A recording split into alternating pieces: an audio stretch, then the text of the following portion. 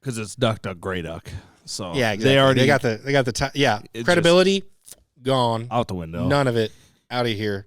Here, I'll even do a metaphor. This pen is their credibility. See ya. It's out of here. See ya.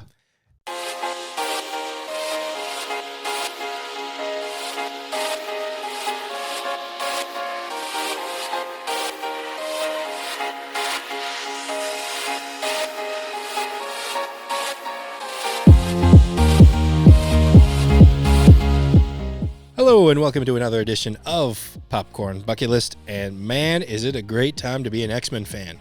Yes. X-Men 97 has been doing great from critics and fans' perspective, plus that Wolverine Deadpool trailer. It's been I was thinking about this recently. I don't think the last time we could say it was great to be an overall X-Men fan wasn't till like 2014.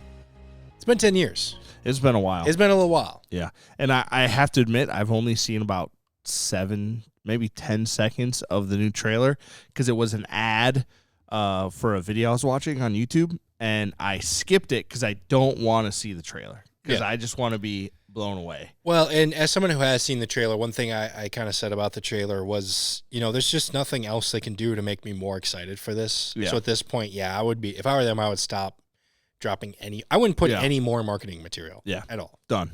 Not a single poster or anything else. And if you do, just have Deadpool in like standees or something. Don't do like videos from the movie. Yeah. Ryan Reynolds owns the suit, I'm pretty sure, at this point. You can do whatever you want with it. But anyways, that's a lot of X-Men talk, considering how we're not actually going to be talking about X-Men here today at all. No, with the movie Challengers premiering this weekend in theaters. It's been a little while. We haven't done a career retrospective spotlight, whatever you want to call it here. So I thought we should maybe do that again. We're going to focus on Zendaya. Who? The star of the... What did you just say? Who? Why do you do that? What's her last name? It's just Zendaya. Oh, that's right. I mean, well, okay, there is a lot. I'm not going to go into that. Yeah, just because she's one of those... she's so big now that there's not a lot of people you can just refer to as just one name, like Prince, Zendaya, Madonna. Like a lot of people in the music industry, though. Yeah, there's a lot more musicians. Yeah. So for today's opening spotlight, we are going to be focusing on the actress known as Zendaya and give a little bit of her career retrospective, how she got here, some of her highlights and everything like that. Looking at it, it's been a fairly consistent career, I would actually say. Yeah. Granted, it is still a fairly young career. Mm-hmm. So, but I would still say it's been pretty good so far. Before we get into it, I just want to kind of ask you, what was the first thing you saw her in? The first, thing that I saw her in might have been The Greatest Showman. Mm-hmm. I really did not see any of the Disney Channel, Nickelodeon, or all those shows. I didn't see any of those. I didn't watch those. So it was probably more towards the earlier Spider-Man. But at that time, I'd still known who she was. I just hadn't seen a lot of her work. But I knew who she was. And I'm a little younger than you, so I actually did see her in Shake It Up, or at least a couple of the episodes. I didn't watch that show a lot. I had a younger sister, so she watched a lot of Disney Channel. So during the summer when I had to take care of her, that meant Nick had to watch a lot of Disney Channel, a little bit longer than he wanted to. I actually did. I did see her. One of the first things I did see her in was Shake It Up, and that was one of her big debuts. 2010 sees the premiere of the Disney Channel show Shake It Up. And then a couple of years later after that, to 2012, that was when she kind of first dipped her toe into movie making. Mm-hmm. Still with the Disney Channel and still with her co-star Bella Thorne, who was also in Shake It Up, but they did a movie called Frenemies together. I forget that Bella Thorne was a Disney Channel. She's known for other things a lot of other at this things point, now. yes. But they started essentially together on the Disney Channel show Shake It Up, and I would say they're both at the point of their careers where they want to be. I think Bella's exactly where she wants to be, at least. Yeah. Whether you agree with it or not. I think she's where she wants to be, is what I'm trying to say here. But, we're not talking about Bella here today. I'm not too familiar with her content, so I don't. Good. I don't know. That's good. If you know, you know. If you don't know, I'll explain Don't to you worry when you're about older. But then her second TV movie was Zapped, also on Disney Channel. So obviously a young Disney Channel star. A lot of big actors get their start here and everything like that. You could argue this was her first step outside of Disney, but also kind of not. She did have a guest spot in the TV show Blackish, which is on ABC, owned by Disney. So kind of, sort of getting out of it a little bit, but trying to establish herself as a more serious actor. However, she would get roped back in again because then she had a second Disney Channel show, Casey Undercover. That one I did not see. Yeah. That one ran for 3 seasons. But I do remember around the same time, hype for Spider-Man Homecoming was starting.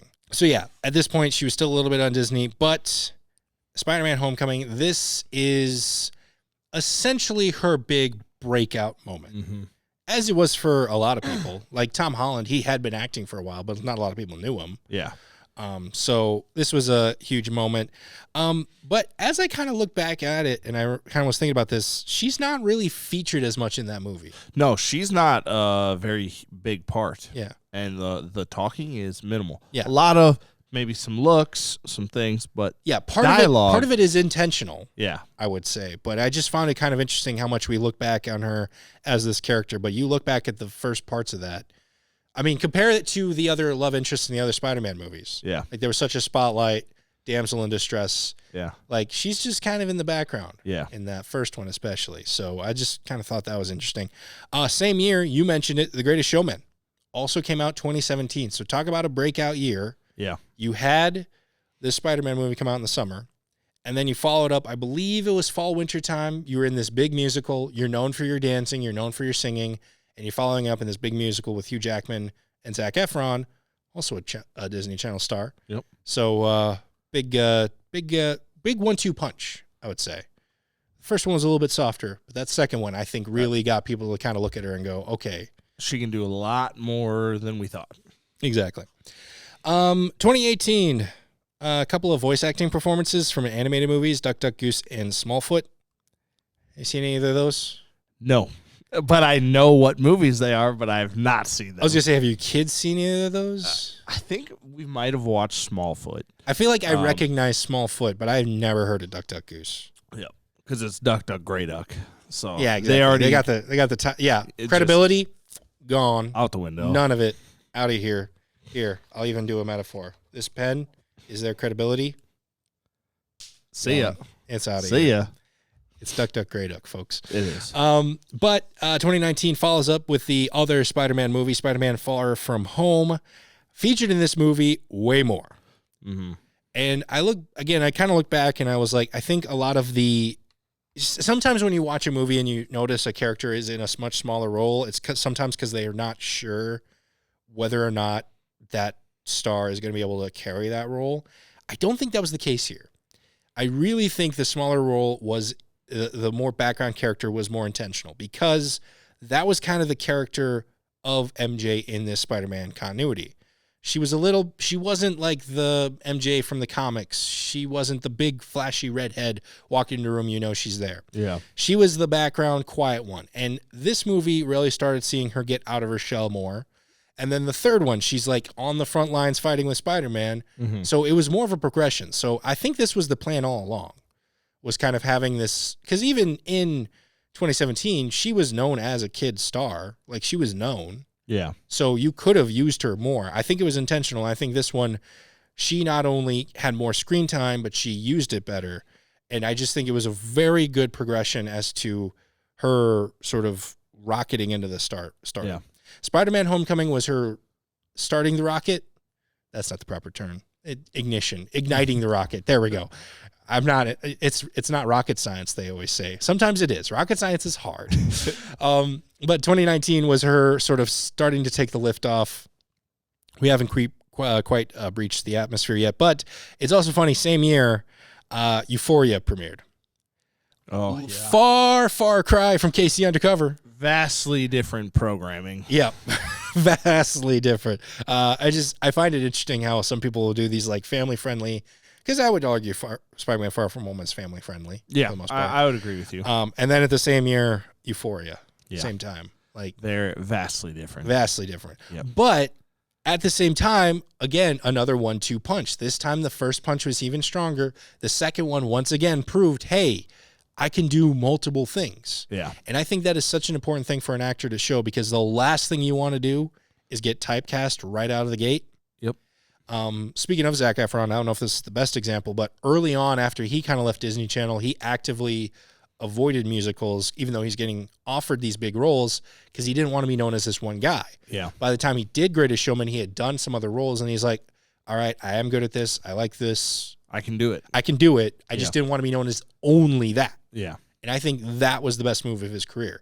And I think Zendaya did something similar here, where she was like, and sometimes it's just luck. Sometimes you can't plan when something is going to come out. And I think it just worked out really well for here there. But yeah, that was 2019. 2021, the big year. I'm calling it the big year. The big year. Let's break down some of these projects. Malcolm and Marie, Space Jam: A New Legacy, Dune, Spider-Man: No Way Home. Look, I mean, Space Jam: A New Legacy, we don't have to get into too much here. You've seen it. I haven't. Yeah. Don't want to, but I'm also thinking of reviewing Zendaya movies for this next week. Feel like I'm going to have to. Not looking forward to it, but hey, 3 out of 4 ain't bad. Yeah. Yeah, some of the big things here. Malcolm and Marie, this was not only kind of one of her first, like, strictly I guess you can count Euphoria. Yeah, Euphoria, I would say, is pretty strict, dramatic, and everything like that. But this was one of the first ones that she helped produce. Yep. This is something you'll notice in some of these later ones, that she is a little bit in producer roles in some of these movies. Space Jam: A New Legacy, like I said, another voice acting performance. Don't need to talk about that one. Dune.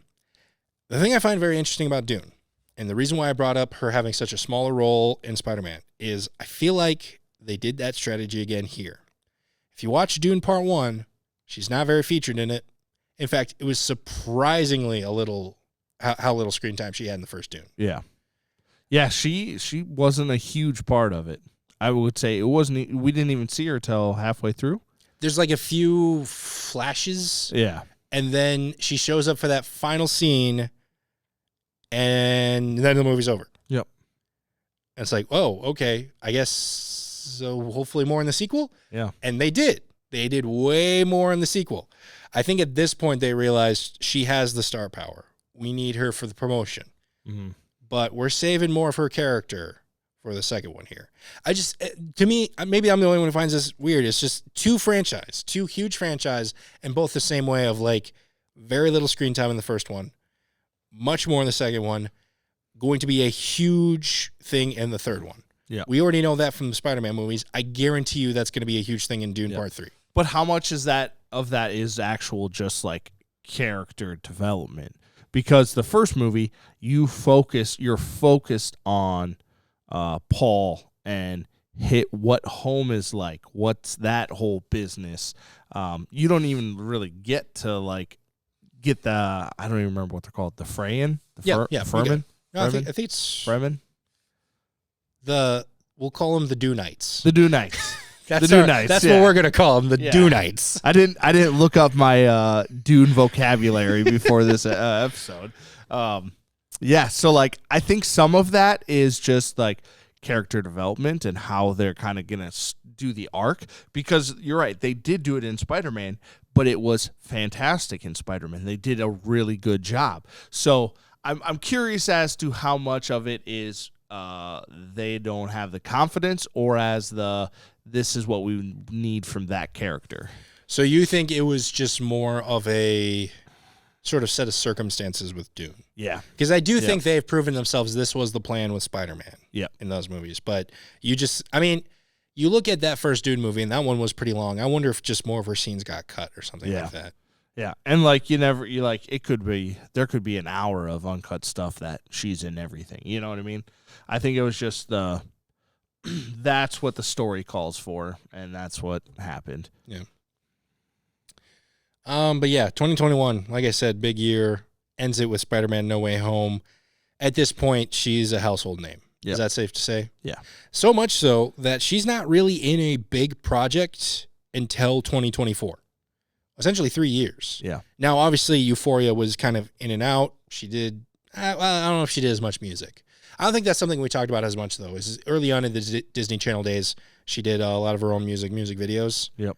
A little bit, but wasn't as much involved in that. But she became such a big star and had so much momentum that her first big project after Spider-Man No Way Home, sorry, I've been talking a lot today, I don't know if you noticed, is Dune Part 2, which, like we've already alluded to, much bigger role. Yep.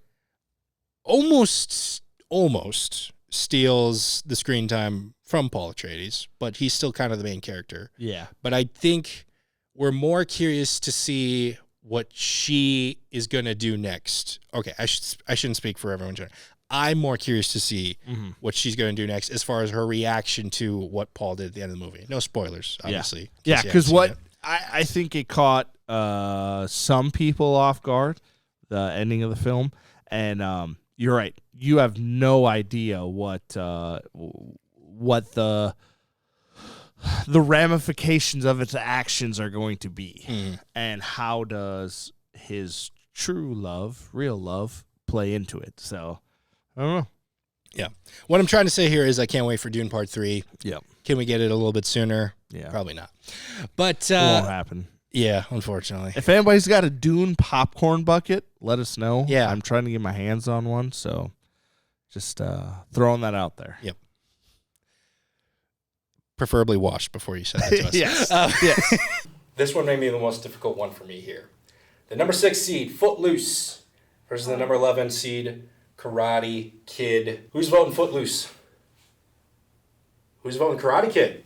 I thought I was going to have to fight for that one. Nope. I thought for sure I was going to have to fight for that one. I had like a whole argument ready to go. Sorry, He just crane kicked Footloose out of here. No more dancing. I'm going to get heat from my mom on that one.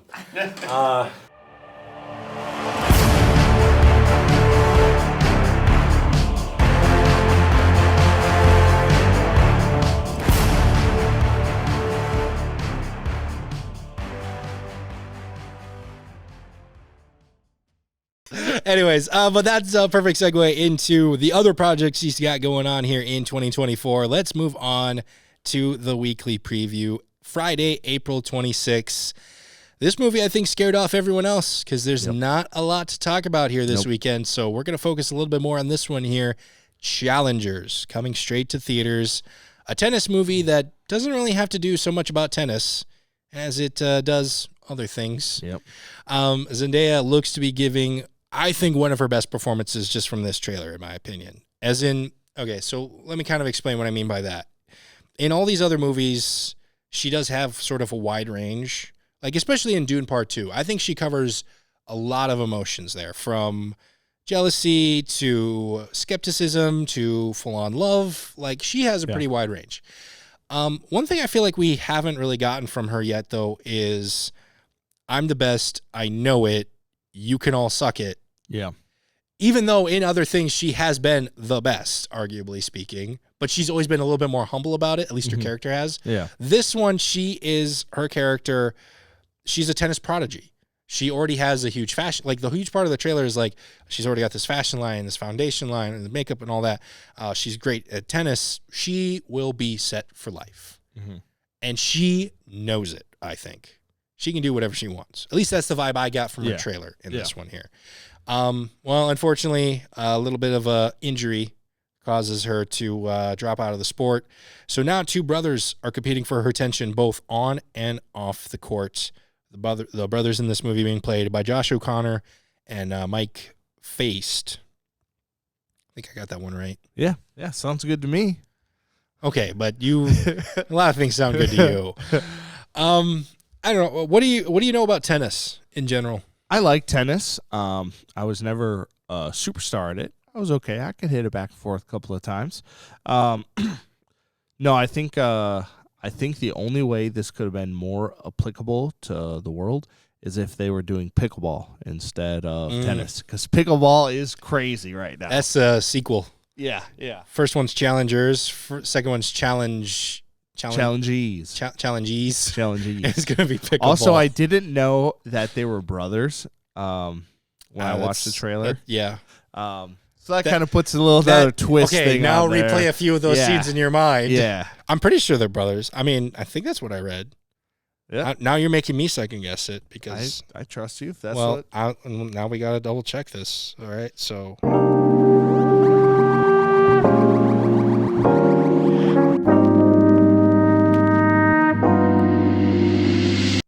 Okay, maybe they weren't. Okay, maybe. Hold up. Okay, now I'm really confused. IMDb has Zendaya labeled as Tashi Donaldson. Mike faced is Art Donaldson. So are they brother and sister? But then Josh is Patrick Zwig. Whoa, I could have hold up. Yeah, hold up. Now that says that's not that's maybe worse. I could have swore they were brothers.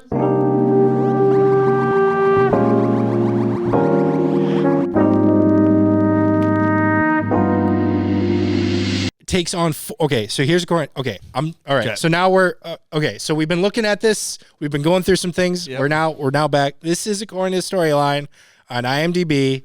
This should clear the air. I'm just gonna read it straight. All right, let's read it, and then it's not me assuming anything, and we're all on the same page. All right, because here we go. There's been some roller coaster happening right here, right now. From visionary filmmaker Luca Guadagnino. Challengers stars Zendaya as Tashi Duncan, a former tennis prodigy turned coach, and a force of nature who makes no apologies for her game on and off the court.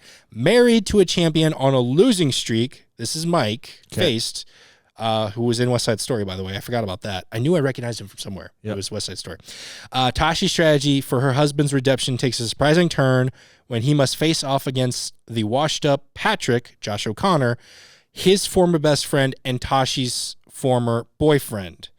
As their past and presents collide, the tensions run high. Tashi must ask herself, what will it cost to win? Okay, so not brothers. Not brothers. Those two boys, yes. Okay, we got that clear. Yeah. Not brothers. They were best friends. She marries the one, but she also dated the other at one point or another. Yep. So no familiar relations anywhere. Perfect. All right. I never do it. I never read off the IMDb storyline because I don't want to seem like I'm copying off it. Yeah. Felt like we needed to in this situation here. So, okay. Glad we got that. That was challenging.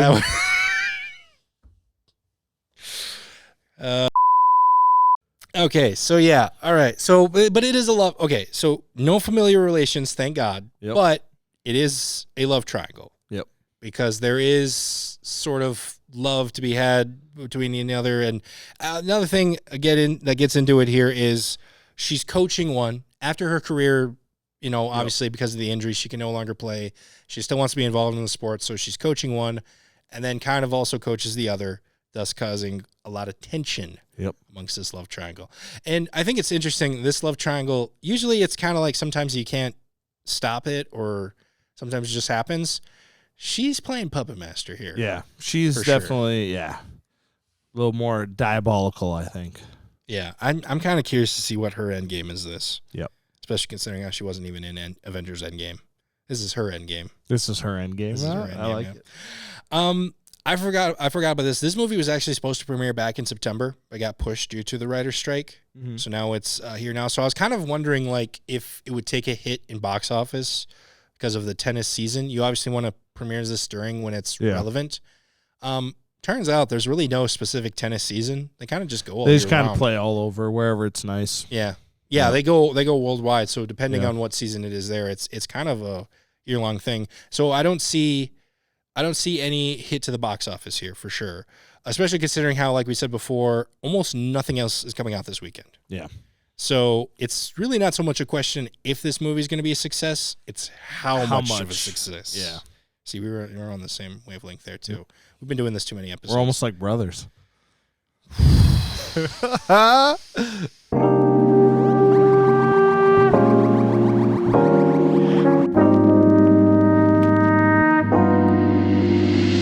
Yeah, let's just move on here then. That one was kind of creepy. Potentially little, maybe shiver a little bit.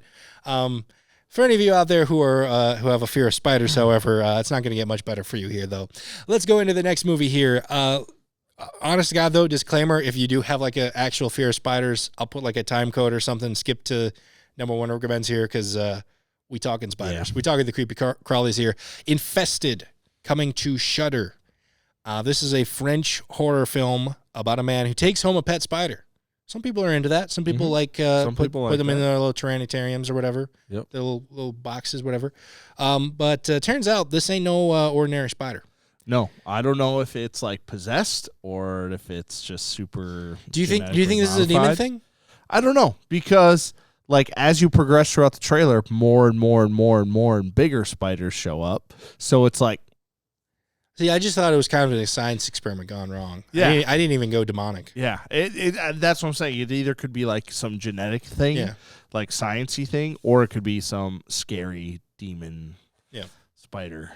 I don't know. I hate spiders, but this looks interesting to me. I mean, I can't say I'm the biggest fan of them, but I mean, they kill flies and stuff, so I got to respect them. That being said, these ones are going to be a little bit more deadly. Yeah. It's probably fitting that a movie about spiders is coming out at the same time Zendaya's movie's coming out. That's probably why they put it this weekend. Do you think this is going to connect to the Spider-Man universe? I do. Is this... We haven't pulled this out in a while. Yep. Meet me on camera 2. MCU confirmed. A Zendaya movie and a Spider-Man movie coming out the same weekend. Yep. What are the odds, man? What are the odds? Yeah, these spiders, it kind of was implied like one bite will not only kill you, but very, very quickly. Yes, like almost instantly, it seemed like, within minutes. Yeah, which that's no bueno. That's no good. That's not good. On top of that, like you kind of already alluded to, they reproduce or populate a lot quicker. Yeah, and then the spiders are huge. Like, they're big spiders. And they're like in like an apartment building, so it's like the down in the dungeon room and other people's rooms, and somebody in room 314 is dying. Like, so it's who knows how fast, how could be crazy, but I'm all for it. One last thing I want to just say about this one here. Reportedly, they used real spiders for as many scenes as they possibly could. There's a few that you could watch in the trailer, like, okay, obviously these ones are CGI, but then there's a few where it's like, oh, yeah, no. That's a real They're spider. doing their own stunts here on this one. And that looks scary. And I think that adds to the fear. Yeah. I like that little bit of commitment. Even if the, like I've always said, I always prefer practical over special effects. Are you gonna backtrack on this? No, I think it's gonna be more scary with real spiders. Even if the spider's not doing exactly what you want it to do, just knowing that that's a real spider. It's almost scarier. Yeah, it's way scarier. It gets the reaction out of the actor that you want. Yeah. Yeah. So, all right. So we got through that. If you skipped ahead, Spider Talk is over. Spider's done. Let's move on here to the number 1 recommends portion of the show here. I think I went first last week, so why don't you kick us off here? What are you recommending here? Ooh, I am going with the new Amazon show, Fallout.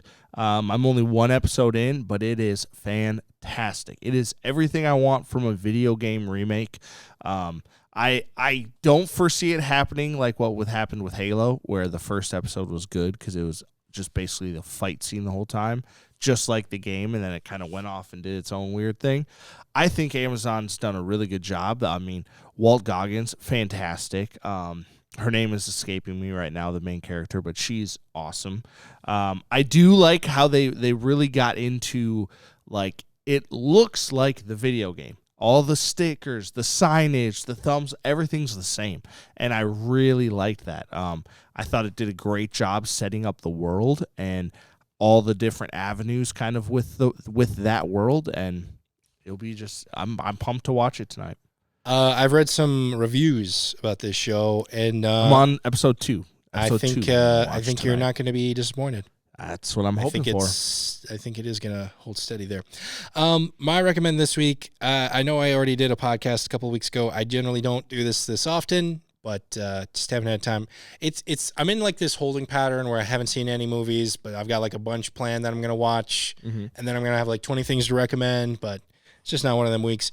The Lonely Island and Seth Meyers podcast. I've started listening to this one here. There are a couple episodes in. Basically, the premise of the show is The Lonely Island, which includes Andy Samberg and his friends. They sit down and talk with Seth Meyers, basically about their days on SNL, specifically during the time period they were making their SNL digital shorts. SNL digital shorts were one of the few things, or I shouldn't say one of the few, one of the first things I gravitated towards when I started watching SNL that I really, really like, and I really, really like doing those types of projects. And they didn't invent digital shorts for SNL, but they definitely reinvented it. Mm-hmm. And it was such a big deal. And I love hearing the behind the scenes stuff of, okay, here's how we came up with the idea. Here were some funny stories when we shot it. And they also talk about the episode itself that specific digital short premiered. Mm-hmm. So then they talk about some fun behind the scenes stories about that sort of stuff as well. So if you're a big SNL fan, if you're a big SNL digital short fan, if you're a fan of Seth Meyers, Andy Samberg, all them guys, I think you're going to like this one as well. And, I mean, they did over 100 SNL digital shorts, so there's guaranteed to be like 100 episodes. Yeah. It's not very often you can look at a show or a podcast and be like, well, I know I'm going to get this much content out of it. Yeah. So as long as they keep doing it, I know there's going to be at least 100 episodes. Yeah. Okay. So, cool. But that's going to do it for us here on this episode of Popcorn Bucket List. By the time you're watching this, I wanted to preview this a little bit sooner, unfortunately, just because of timing. Not going to work. But by the time you're watching this, the NFL draft will, I believe, be ongoing. Depending on when you're watching this, our friends over at Minnesota Sports Live, they are planning to do a draft special. By the time you watch, it'll have been Wednesday. So I'm curious to watch it after the fact as well as with the draft and see what sort of things they're going to talk about. Maybe they're going to do some predictions. What they got right, what they got wrong, what aged well, what didn't age well. Yep. That's what I'm kind of looking forward to. Yeah. So I wanna check that out after the fact. So see their thoughts. NFL Draft Special. It'll already be out on YouTube this Wednesday, and you have one last week to check out this month's display at the Marshall Island County Library. This month's topic was best severe weather and disaster movies. So go and check those out, and keep your eyes peeled for next month's topic, which will be released next time. Got him. And that's my audition. Carter, if you just want to cut that, that's my audition tape to Game Show Network. There we go. But anyways, for myself and Ryan Myberg, I'd like to thank you so much for watching, and we will see you at the movies.